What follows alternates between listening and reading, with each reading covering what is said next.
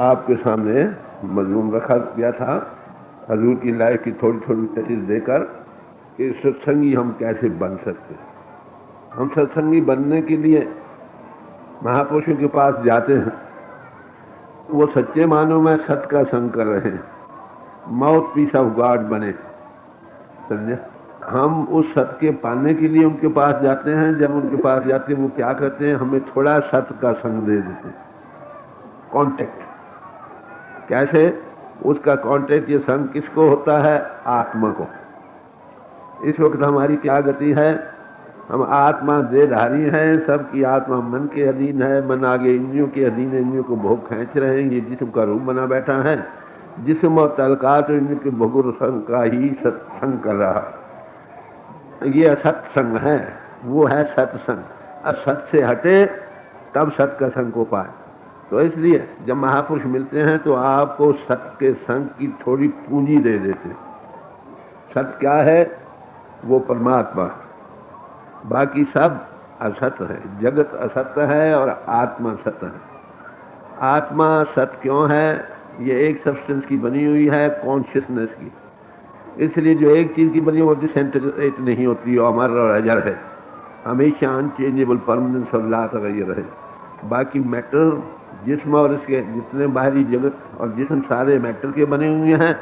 ये है combination, elements के एलिमेंट्स आगे हैं, एटम्स के बने हुए, इसलिए डिसइंटीग्रेट हों।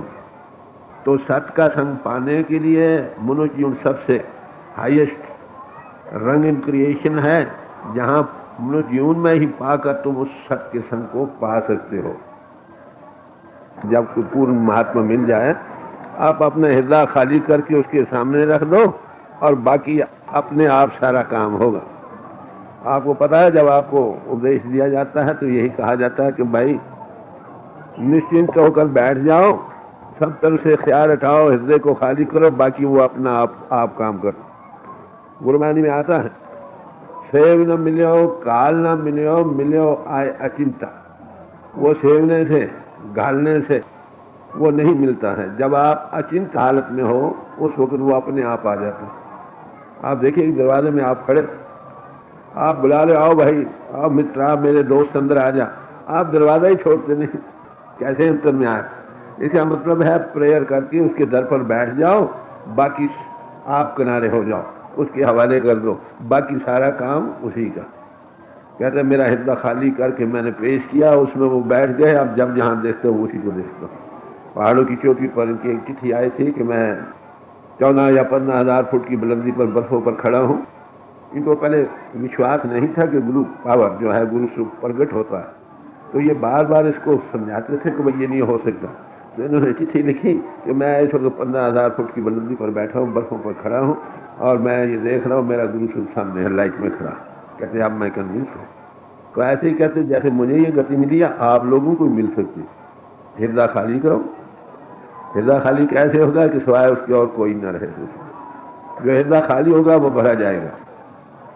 जो आगे प्याला भरा पड़ा है उसमें और क्या पड़ सकता। और रिसेप्टिव बनो, हमेशा सुराही के नीचे जो प्याला होगा वो भर जाएगा, जो सुराही के ऊपर होगा खाली रहेगा। पहले जमानों में तो ये किया जाता था कि तैयार करके 10-10, 12-12 साल, कई साल बर्तन बनाकर कुछ डाला करते थे। आजकल घोर कलयुग है, संतों ने देखा ना वो जमाने रहे ना वो हालात रहे। अरे वो क्या करते हैं, स्कूल में दाखिल कर लेते हैं, दोनों काम लेते हैं, एक तो बनाने का, दूसरा सत्य के संग के पाने का। पूंजी पहले दे देते हैं। वो पूंजी क्या है? वो परमात्मा ज्योति स्वरूप है। वो परमात्मा आनह की धुनी कहो, उदोगीत कहो, नाद कहो, लाइट एंड साउंड प्रिंसिपल है, उसकी थोड़ी पूंजी देती है। वो किस चीज का इजहार है? वो उसी शब्द कहो, परमात्मा इजहार में आई ताकत कहो, उसका कांटेक्ट है, वही अव्वल है। सारी सृष्टि का आगाज उसी से हुआ, अब भी उसी आधार पर चल रही है। और अंतम आखिर क्या होगा? वही शब्द ही रह जाएगा। उत्पत्ति प्रलय शब्द होवा, शब्द ही फिरोपत हुआ। उत्पत्ति और प्रलय जिस ताकत के आधार पर होती है, जिस ताकत के आधार पर प्रलय होकर दोबारा नए सिरे से सृष्टि का आगाज होता, उसका नाम है शब्द, गॉड इनटू एक्सप्रेशन पावर। शुरू दुनिया का भी उसी से हुआ, अब भी उसी से आधार चलिए, आखिर रह क्या जाएगा? वही शब्द। शब्द के दो एक्सप्रेशन हैं, एक है अशब्द जो अभी इजहार में नहीं आया था, उसके पहुंचने की जो इंटू एक्सप्रेशन पावर, ज्योति का विकास और ध्वनि, ये दो चीजें हैं जिसकी आत्मा मनुष्य जीवन पाकर उसके साथ लागकर शब्द निष्ठ और शब्द श्रोत्री हो गई, उसको न परले है न महापरले। स्वामी ने थोड़ा हिंट दिया था कि शुरू भी इसी से हुआ सिलसिला, अब भी मनुष्य जीवन पाकर महात्मा हमें उसी के साथ जोड़ते कि कोई मामूली बात नहीं, सबको ये नहीं दे सकता, ये भागों से मिलता है। मैंने आज सुबह आपको जिक्र किया था कि 3 कृपा चाहिए। पहली कृपा उस प्रभु की जिस जीव को मिलाना चाहे, जब वो कृपा करता है तो किसी मिले को मिला देता। वो क्या करता है? जिसके अंदर वो कंटैक्ट कर रहा है, माउथ पीस बन रहा है जो इंसान, उसको साथ जोड़ देता है, वो उसको उसके साथ जोड़ देता है। तो नाम का मिलना कोई मामूली बात नहीं। ये हमने बड़ा मामूली बात, चलो नाम ले लो, खत्म हो गया। अरे नाम लेकर खत्म नहीं हो गया, अभी अलग शुरू हुई है हमारी। ये कहाँ से शुरू होती है? जब आप अदृश्य और अगोचर लेवल पर जाते हो। ए बड़ ऊंचा होए को इस ऊंचे को जाने से। तो पहले दिन किसी महापुरुष का मिलना, ये उसकी बरकत से, फिर उसकी कृपा करके हमको कुछ पूंजी दे देना, किसकी? उसी नाम की या शब्द की जो ज्योति स्वरूप का इजहार है उसमें, और जिसमें शब्द का ध्वनि हो रही है, उसकी कांटेक्ट देने से जो आत्मा मन इंद्रियों से आजाद होकर उसमें लय होने लगे ही, आखिर जिंदगी की एवोल्यूशन जो ये कहाँ खत्म होगी? फिर शब्द और लाइट एंड साउंड प्रिंसिपल में, उसी शब्द में, फिर शब्द में लय हो सकती है, फिर उसी के आधार पर सृष्टि का आगाज हो सकता है। ये बड़ा एक समझने वाली बात है। नाम का मिलना मामूली बात नहीं, ये हर किसी को नहीं मिलता, बड़े भागों से मिलता है। तोर कर्म पाया तुद जिनको उसे नाम हर के लागे, कहे नानक तय सुख हुआ तित कर आन हर वाले, जिसको दूर से आप दया करे। मगर ये कहाँ से मिलता है? तो बड़े प्यार से समझाया कि जिसको तू आप दया करे उसको मिलता है। फिर कहाँ से? लेकिन जहाँ नाम मिले तो जाओ। नाम जपत कोट सूर्य उजाला, नाम जपते करोड़ों सूर्यों का प्रकाश होता है। फिर कहा राम नाम कीर्तन हो रहा है, दोनों उपज जाए शब्द निशान। तो लाइट एंड साउंड प्रिंसिपल, ज्योति का विकास, ज्योति मार्ग और श्रुति मार्ग, that's a way back to God. कहाँ से उसका ABC अलग वे शुरू? जब आप इन्नों के घाट से ऊपर आओ। इन्नों के घाट से ऊपर कैसे आ सकते हो? इसके लिए जो जाते हैं वो आपको वे अप करेंगे, खेचे सदगुरु बलवान, और उसकी थोड़ी पूंजी दे देने से, उसका रोज अभ्यास करने से तुम उसके शब्द निष्ठ और शब्द श्रोत्री हो जाओगे।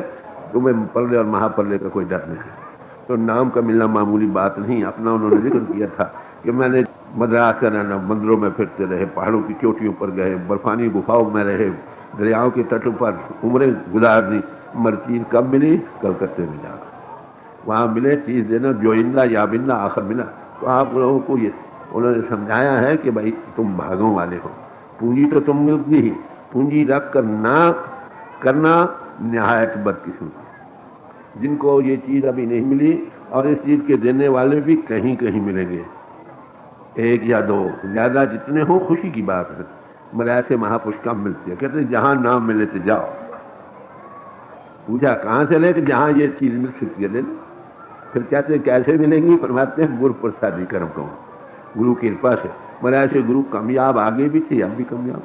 तो बड़े भागों से ये चीज पूंजी मिलती है जिसकी हम कदर नहीं कर रहे हैं। आपको वो चीज जिनको मिल चुकी है और मिल चुकने पर भी उसकी कदर नहीं कर रहे हैं, क्या उसका अभ्यास नहीं कर रहे हैं? अरे अपने जीवन और मत का वो पथ है, आधार है, जो उसके साथ दूर लग गई उसके ऊपर महापर्ले का क्या करें? मुझे बस चिट्ठी आई, कह रहे महाराज यहाँ तो बड़ी अमेरिका सब अंडर वाटर हो जाएगा, हम क्या करेंगे? मैंने उनको लिखा भाई तुमको नाम मिल चुका है, तुम उसके साथ हो, वो तुम्हारी संभाल करेगा। आखिर नाम में ही हमने निष्ठ होना है। नाम निष्ठ और शब्द निष्ठ एक ही बात है। शब्द श्रोत्री बनो, शब्द निष्ठ बनो। जिसको ये पूंजी मिल गई है और उसको आखिर दुनिया की जो कहती है परले महापल होकर अगर उसी में लाए, इजहार की ताकत है ना, वही सबका आधार है। उसी में आपको आज पहले ही महापुरुष पहले दिन थोड़ा उसका पूंजी दे देते हैं, बड़ी भारी बरकत है, मगर अफसोस हम कदर नहीं करते। ये बड़े भागों से मिलती है। सत्य के संग करने के लिए हम समाजों में दाखिल हुए थे, सत्य के संग करने के लिए हम महापुरुषों के चरणों में गए। जिनको सत्य का संग आप ही नसीब नहीं, आपको कहां से? ये लेक्चरबाजी का मजमून नहीं, ग्रंथकारी का मजमून नहीं, ये चातुरी का मजमून नहीं, ये जो अनुभवी पुरुष हैं, माउथ पीस ऑफ गॉड बने हैं। जैसे में आवे खस्म की बानी तैसा कर ज्ञान में लाना। तो ऐसे पुरुष के पास बैठने से आपको पहले दिन ये जो पूंजी मिल जाती है, बड़े भागों से मिलती है। ये बड़ भाग होवे बड़ भागी ता हालत नाम तिहार। बड़े भाग हो मनुष्य जीवन आपको भागों से मिला है, और बड़े भाग हो तो नाम का ध्याने वाला बने, शब्द श्रोत शब्द लिस्ट में बनो। मगर वो कब, उसका अगर पूंजी ना मिले तो कैसे? पूंजी कब मिलती है? जब इंद्र के घाट से आप ऊपर आओ। अब इंद्र के घाट से आप ऊपर कैसे आओ? ये बुद्धि का मजमून नहीं, ये प्रैक्टिकल मजमून है। जो खुद इंद्र के घाट से ऊपर जाता है, आपको पहले दिन कुछ न कुछ पूंजी दे देता है, उस नाम जिसमें सारी सृष्टि जिसके आधार पर चल रही है, जिसमें आखिर लय होगी। कितनी भारी खुशकिस्मती है नाम का मिलना। जो लोगों को मिल चुका है उसके लिए कर्ज किया था कि सत्संगी बनना, समझे। आज वो ये था कि महापुरुषों की सब की एक ही फाइनिंग्स हैं। मुख्तलिफ महात्माओं से उदाहरण देकर तो दुनिया में दो किस्म के महापुरुष आते हैं, थोड़े से लफ्जों में। एक तो वो महापुरुष हैं, जैसे मैंने जिक्र किया था कि कैद खाने में सुप्रीटेंडेंट जेल भी जाता है और डॉक्टर भी जाता है, आम कैदी भी जाते हैं। कैदी तो सजा भुगतने के लिए जाते हैं, और जो प्रेसिडेंट जेल वगैरह जो है सुप्रीटेंडेंट वो जाता है, कोई बाहर तो नहीं गया, कुछ दरवाज़ा तो नहीं टूट गया, कहीं खरूद तो नहीं मच गया, आपस में लड़ाई तो नहीं, उसको सेट करने जाता। दूसरा जाता डॉक्टर को देखते कोई लाचार बीमारी से बार भेज दो चलो। तो अनबही पुरुष भी हमारे दुनिया में आते हैं, उनका ये काम है। अवतार भी आते हैं और संत जन भी आते हैं। अवतारों का काम हो वो खुद बयान करते हैं कि जब जब धर्म की गिलानी हो मैं अवतार धारण करता हूँ। अधर्मियों को दंड देने के लिए, धर्मियों को उभारने के लिए, दुनिया को स्थिति में कायम रखने के लिए ये उनका काम है। ठीक है, महात्मा कहते हैं अवतारों का वो काम है। और संतों का अपना पोर्टफोलियो, उनके पास क्या पोर्टफोलियो है? तुरंत मिलावे राम से उन्हें मिले जो हो। कोई भी चला जाए भाव भक्ति से जाए कि महाराज दिया करो और बैठ जाओ।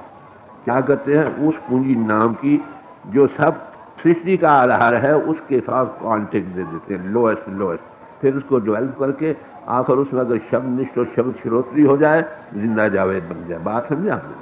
तो हमारे हजूर उस श्रेणी के महापुरुष थे। अवतार लोग भी संतों की कदर करते थे। राम कृष्ण ते को बड़ो तिन भी तो गुकीन। भगवान राम और भगवान कृष्ण से कौन बड़ा होगा? उन्होंने भी तो आखिर गुरु धारण किया है। त्रिलोकीनाथ, तीन लोक के नायका गुरु आगे आधी। त्रिलोकीनाथ होते हुए भी गुरु के आगे सिर नहीं चला। बात समझे? तो संतों का अपना पोर्टफोलियो, जैसे यहाँ गवर्नमेंट में होता है नहीं, हर एक का पोर्टफोलियो, किसी का लॉ एंड ऑर्डर है, किसी का फॉरेन है, किसी का कोई है, वो अपने अपने डिपार्टमेंट का फुल अथॉरिटी है। इसी तरह प्रभु की दरगाह में भी पोर्टफोलियो है। अवतारों का अपना पोर्टफोलियो है, संतों का अपना पोर्टफोलियो है। बल उनके दोनों के तर्ज बयान में फर्क रहता है। वो जब भी कमांडर इन चीफ है और वायसराय है, दोनों ही ताकत लेते हैं बादशाह से, मगर तर्ज बयान और तर्ज रहनी और अपना अपना अलग-अलग फंक्शन है। कमांडर चीफ हमेशा क्या, आई ऑर्डर फायर, मैं हुक्म देता हूँ गोली चला दो। ये कभी नहीं कहता कि बादशाह से मुझे ये ताकत मिली है, उसके आधार पर मैं कह रहा हूँ। इशारा दे देता मेरे उस निजी रूप का ख्याल रखो। वायसराय कभी नहीं कहता कि मैं कहता कि I convey the order of the king, मैं बादशाह का हुक्म तुमको पहुँचा रहा हूँ। तो ये है फर्क दोनों का। दोनों ही अपने अपने दायरे के मालिक हैं। अवतारों के सिलसिले में कैप्टन, मेजर्स, ब्रिगेडियर्स, जनरल्स वगैरह बनते हैं, पेंशनें मिलती हैं, सब कुछ होता है। मगर एक बात है, वो अपने दायरे से किसी को बाहर नहीं जाने देते। अपने दायरे के अंदर इनामात देंगे, जागीरें देंगे, सब कुछ देंगे, मगर अपनी क्या से आज़ाद नहीं करेंगे। संतों का काम क्या है? जो भी उनके पास आ जाए तुरंत मिला में नाम से उन्हें मिले जो। ये है फर्क। अवतार भी संतों की कदर करते रहे। भगवान कृष्ण जी के मुताबिक जिक्र आता है कि एक बार उनके गुरु आए, उन्होंने कहा भाई देखो, शायद लंबी चौड़ी बात है, थोड़े लफ्ज़ में एक बात मैं पेश करूँ जो पड़ी गई, कि उन्होंने कहा भाई हमारा चित्त करता है कि एक बड़ा सुंदर रथ हो, ऐसा रथ हो जो बहुत ही खूबसूरत, बड़ा कीमती हो, उसके आगे घोड़ों की जगह तुम और रुक्मिणी दोने लगे। गुरु भक्त थे, पहले लंबा चौड़ा के खाने तैयार किए, दरिया में बहा दिए। खैर आखिर रुक्मिणी के पास ये भाई हमारी आज इम्तहान है, भाई जो कुछ भी हो सो हो, चलो दोनों को घोड़े की जगह लगा लिया, खूब चाप की लगा। ये इतिहास में जिक्र आया है, ये बतलाने के लिए कि वो कितने गुरु भक्त थे। हर सच्चा गुरु भक्ति पाइए सहजे मन वसा, हर सच्चा गुरु भक्ति से मिलता है, सहज ही में वो अब तुम्हारे अंतर परमात्मा प्रकट हो जाता है। उसका कारण कि वो गॉड मैन है, God plus man, God in man. अगर तुम गुरु मैन बन जाओ तो गॉड आ गया कि नहीं तुम्हारे अंदर। इसलिए सब महापुरुषों ने अगर तो गुरु का मिलना बड़े भागों से अगर मिल जाए, वो हमको थोड़ी नाम की पूंजी दे देगी, बड़ी आम चीज नहीं। ऐसे दाता कहीं कहीं मिलते, आगे भी कहीं कहीं, अब भी कहीं कहीं। अगर मिल जाए वो तुमको पूंजी भी दे दे उस अनमोल रतन की जो सबका जीवन आधार है, नानक नामे के सब कुछ वस है, पूरे भाग को भाई। अरे वो मिल जाए, फिर ये आत्म कृपा न करे तो प्रभु कृपा और गुरु कृपा दोनों ही फल नहीं सकती। इसमें शक नहीं कि जो वो बीज बीज देते हैं वो कभी नाश नहीं हो सकता। वो ऐसो समर्थ जो जा रहे इस बीज को, कौन ऐसा समर्थ पुरुष है जो इस बीज को जला सकता। हाँ, एक फायदा जरूर रहेगा कि भाई ये बीज मनुष्य जीवन से नीचे फलता नहीं है, इसलिए मनुष्य जीवन से नीचे नहीं जाओगे, आना तो पड़ेगा ना भाई। आने में कौन सा सुख है, उल्टा लटकना पड़ेगा पेट में, बचपन से गुजरना पड़ेगा। अरे क्यों नहीं आप भी कर लेते। अब बात ये आती है कि महापुरुष दुनिया में हम आए भागों से मिले, यहाँ पर कई योग हैं। योग के माने युद्ध, किसी चीज से जुड़ना, आत्मा को प्रभु से जुड़ना, यही योग है। अब योग जुड़ेगा कौन सा चीज जिस पर और आलाइशें नहीं होंगी। ब्लेंड वही चीज होगी जब उससे आलाइशें सब सट जाएंगी। तो इसलिए हृदय जिसका साफ है वो तो उसको करेगा। बाकी इंसान की बनावट, जैसे मैंने आज शुरुआत की थी, एक वंडरफुल हाउस है, अजीबो गरीब मकान है जिसमें हम रह रहे हैं। इसमें तुम भी बस रहे हो, तुम्हारा जीवन आधार भी बस रहा।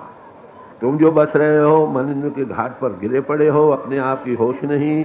जब तक इनों के घाट से ऊपर नहीं आते अपने आप का पता नहीं होता। जब तक अपने आप का अनुभव न होए और सेल्फ का अनुभव नहीं हो सकता। इसलिए कहा self knowledge preceded God knowledge. तो महापुरुष हम इन के घाट का रूप बने बैठे हैं। अब इन के घाट से ऊपर कैसे हैं? साधन ये अपराविद्य के जितने मैंने शुभ वर्णन किए थे कि इन सब का तलक इन के घाट से है। पहला कदम है, इससे प्रेपरेशन ऑफ द ग्राउंड है, इससे फायदा उठा लो। मगर ये प्रेपरेशन है, अच्छे कर्म है, अच्छा फल मिलेगा, आना जाना बना रहेगा। ये पितरियान पंथ है। जब तक आप ज्योति मार्ग में नहीं आते, जैसे भगवान कृष्ण ने फरमाया देवयान पंथ, ये जीते जी जीवा जग जाना चाहिए। जिसका जग जाए उसकी गति, जिसका ना जगे वो चक्कर खाता। तो महापुरुष जब आपको मिल गए, उसने परमात्मा ने दिया कि महापुरुष मिला दे। मिलना गुरु का बड़ा भागों से होता है। गुरु असल में दुनिया गलत मानों में समझ रही है। गुरु उसी हस्ती का नाम है जो तुमको कुछ पूंजी दे सके उस परिपूर्ण परमात्मा की कांटेक्ट की। कब कैसे उस लेवल पर ले जाकर, इस वक्त तुम जिस्म का रूप बने बैठे हो, थोड़ी सी तवज्जो देखो वे आप करके थोड़ी पूंजी बीज बीज देते। थोड़ी हो दिनों दिन बढ़ाओ, फिर वही जो गॉड इन मैन है नहीं, वो तुमको अंतर में भी प्रकट हो जाता। उसको नूरी स्वरूप है, वहां पहुंचने पर ही तुम सच्चे मानों में शीश बनते। ये प्रोबेशनरी पीरियड होता पहले कि हृदय की जमीन साफ होती है, पहले स्वरूप आ जाता। जब थोड़े दिनों के अभ्यास के बाद अपने आप आ जाए, वो गुरु है असल में। जो उसके साथ जुड़ गया वो गुरसिख बन गया। हाँ, वो गॉड पावर जिस इंसानी पोल में माउथ पीस वो इंसान बना हुआ है, वो मिल जाए तो वो उसके साथ हो बैठता है और कभी छोड़ता नहीं। हाँ, जिसम छोड़ जाएगा मगर वो पावर कभी नहीं छोड़ेगी। जब ऐसा समर्थ पुरुष मिल जाए फिर और किसी के पास जाने की जरूरत नहीं रहती। तो मेरे याद करने का मतलब ये था कि योग से प्रभु मिलता। योग कई किस्म के हैं। आप कहेंगे कई किस्म के योग हैं। हठ योग है, प्राण योग है, मानसिक योग है, ज्ञान योग है, कई किस्म के योग हैं। कौन सा योग संत बतलाते हैं? सवाल ये। इन योगों में आपस में क्या क्या क्या है, हर एक से चीज मिल सकती। भाई देखिए, इंसान के 5 कोश हैं, ठंडे दिल से विचारिए। अन्नमय कोश, प्राणमय कोश, मनोमय कोश, विज्ञानमय कोश और आनंदमय कोश। 5 हैं हमारे खिलाफ। एक तो अन्न का है, ये जिस्म, इसके अंतर प्राणों का है, उसके अंतर मन का, फिर विज्ञान का है, बुद्धि का, उसके आगे है आनंदमय कोश। अब जितने योग हैं देखिए, हठ योग, इसका तलक अन्नमय कोश से है या प्राणमय कोश। इससे तुम्हारा जिस्म मानी सेहत बनती है, रिष्ट पुष्ट बन सकते हो। प्राण योग से प्राणों पर काबू पाकर तंदुरुस्ती और आयु को बढ़ा सकते हैं। प्राणों का ठीक इस्तेमाल करो, प्राणों के आधार पर तुम्हारे श्वास चल रहे हैं। अगर तुमको प्राण काबू है, श्वासों का ठीक संयम चल रहा है, तुम्हारी आयु लंबी होगी। कुंभ कर लो, लाखों वर्ष बना लो। तो प्राण योग से आयु बढ़ेगी, तंदुरुस्ती जिस्मानी सेहत पाने के लिए हठ योग और इन दोनों को मिलना होगा। मानसिक योग से मन पर काबू पाना। आगे रह गया विज्ञान योग, ज्ञान का मार्ग। तो इन सब का तलक या तो अन्नमय कोश से है, या प्राणमय कोश से है, या मनमय कोश, या विज्ञानमय कोश से है। आनंदमय कोश आखिरी पर्दा है, उसका डायरेक्ट तलक तुम्हारी आत्मा से। तो आप देखिए संतों ने कौन से योग को अख्तियार किया है। ना वो कहते हैं कि हठ योग से जिस्मानी सेहत बना लो, बनाना चाहते हो, प्राणों जहां तक जाएंगे, जहां से प्राणों का सिलसिला वहां तक तुम जा सकोगे। हमारे हजूर फरमाया करते थे कि साइकिल पक्की सड़क पर चलेगी, जब खेत आ जाएंगे बंदे तो नहीं चल सकेगी। तो प्राणों का जो इनकास कहो है कहाँ से, चिदाकाश से, वहां आगे जा नहीं सकते।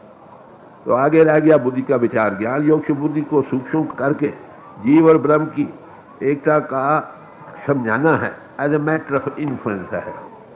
अभी आनंद थोड़ी थोड़ी झलक बाद वक्त आ जाती है, मगर प्राप्ति नहीं। तो इन सब के लिए हमारे दिल में दर्जे बदर्जे है। संतों ने कौन से योग को माना है प्रसिद्ध करके, इसके दो कारण हैं। एक तो ये कि पुराने जमानों में आयु लंबी थी, समझे। लोग लाख वर्ष कहते हैं, सतयुग में थी, त्रेते में 10,000 साल थी, द्वापर में 1,000 साल थी, कलयुग में 100 साल, 100 साल भी कोई नहीं जीता। आजकल 50-60 जनरल है। वो कहते वो योग आज कर नहीं सकते, इसलिए उन्होंने क्या कि फल करो, आप प्राण योग ये वो करो, भी कुंभ करो, नीचे चिपरों से चढ़ो, यहाँ पर हो। अगर तुम दरमियानी मंजिल में बैठे हो, हमारे दोस्त फरमाया करते थे कि एक मंजिल है, एक मकान, उसकी 5-6 छतें। अगर आप दरमियान में बैठे हो, क्या नीचे आकर फिर चढ़कर वहां से ऊपर जाओ कि वहीं से ऊपर चढ़ जाओ? पहली बात तो नीचे चक्रों को तय करने के मारे को उन्होंने एलिमिनेट कर दिया। दूसरा, प्राण योग के करने के लिए हठ योग की क्रियाएं चाहिए, ऋषि पुष बनना चाहिए, इसलिए वो भी हफीज माना है। हेरिडिटरी नॉट फिट, उसको भी क्या लगा भाई सेहत के लिए कर लो, पर इसे हम कुंभ वगैरह नहीं कर सकते, इसके उसको भी एलिमिनेट कर दिया। इंसान के अंदर दो ताकतें काम करती हैं, एक आत्मा, एक प्राण। प्राण योग वगैरह अपना काम कर रहा है। अभी आपको कोई पता नहीं, दिन रात काम करता रहा, श्वास चलते रहते हैं, गदा हजम होती रहती है, और इसके साथ खून दौरा मार रहता है, बाल उगते हैं, नाखून बढ़ते हैं, आपको कोई पता नहीं, ऑटोमेटिक हो रहा। तो जो महसूस करने वाली शक्ति उसको कहते हैं सुख, आत्मा। तो उन्होंने क्या किया कि योगियों ने, योगी भी गए इस रास्ते, मगर खास हाथ तक गए। उन्होंने 6 चक्रों को तय करके प्राणों और सुख दोनों को समेट कर रूह के मरकज पर आंखों के पीछे आए, आगे सहस्रार तक जा सके, आगे नहीं। योगी जन यहाँ तक जाते हैं, योगीश्वर गति वाले ब्रह्म में लीन होते हैं, उसे जाग उठते हैं आगे, मगर इसके आगे का पता रखने सामने ही मिलता। तो मुझे याद है, मैं लाहौर में था, वहाँ पर कई भाई आया करते थे। एक दफा लंबी चौड़ी बात के बाद कह रहे भाई हम तो भाई ब्रह्म से आगे नहीं मानते। भाई ब्रह्म के आगे पार ब्रह्म का तो जिक्र है ही, महात्मा कहते चौथा लोग भी है, उसका ज्यादा डिटेल से बयान किया, वो कहते हमने देखा भी। तो उनको मैंने कहा भाई ब्रह्म तक तो हम साथी हैं, चलो गले लग कर चलो, अगर आगे कुछ हुआ चल पड़ना, नहीं तो तुम्हारी मंजिल मकसूद तो पूरी होगी। तो संत जन जहाँ तक वो कहे उससे आगे का उपदेश देते हैं, ये भी कंफर्म करते हैं कि हाँ ये जा सकते हैं, मगर जिस रास्ते वो जाते हैं वो हम नहीं जा सकते, इस जमाना काबिल नहीं ले। तो इसलिए वो कौन सा योग सिखलाते हैं, गुरु अमरदास जी साहब फरमाते हैं, कर्म होए सदगुरु मिलाए, सेवा सुरत शब्द चितलाए। वो तुमको सुरत और शब्द की सेवा दे, सुरत शब्द योग सिखलाता। सुरत का मार्ग, ज्ञान मार्ग का तलक as a matter of influence है, वो निकाल कर ये इन्फ्लुएंस का मजमून नहीं, फीलिंग्स का, इमोशंस का नहीं, ना ही इन्फ्लुएंसेस का, it is a matter of seeing, बल्कि बिकमिंग। तो बिकमिंग कैसे होगा? आत्मा is drop of the ocean of life.